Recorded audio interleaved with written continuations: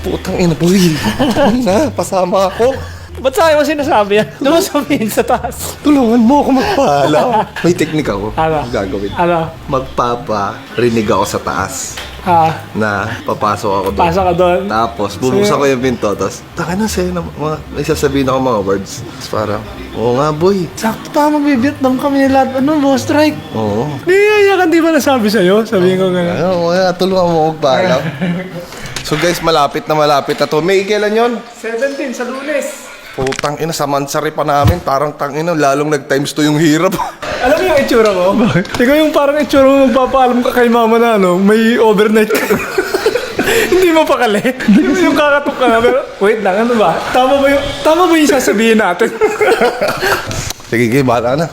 Eto na, moment of truth, guys.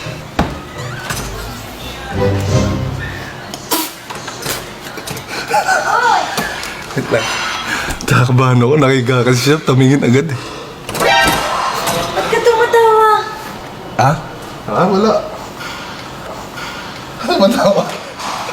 Ano na naman katangahan yan? Papunta kayo sa Vietnam, boy? Ay, oo. Sarap naman doon.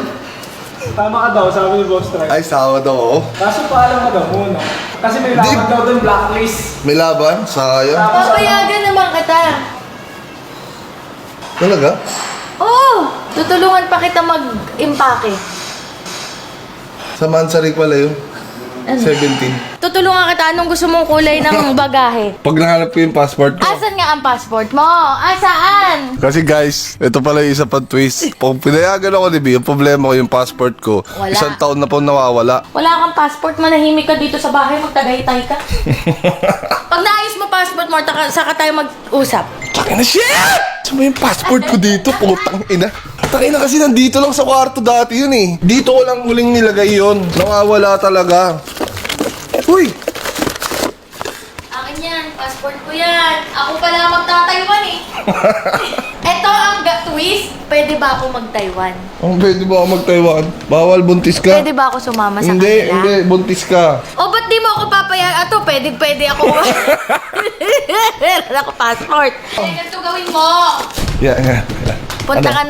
Punta ka Airbnb. Maghanap ka doon ng pwedeng staycation. Yung mga along Tagaytay.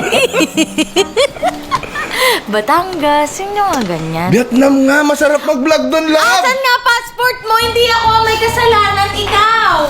Legit talaga, natatandaan ko talaga, nandito lang yan, somewhere dito sa mga box dito. Naibaon lang siya sa somewhere na mahirap makita. Pero naniniwala ako, nandito lang siya. Huwag ka nang umasa. Tangina, wala talaga. Mag-stay ka dito sa bahay. Lagi ka na nga nasa baba, mag-ibang bansa ka pa. Nang nagawa mo pang mag-ibang bansang hayop ka? Hindi ka na nakontento dyan sa baba? Nag-ibang bansa pa ang gago?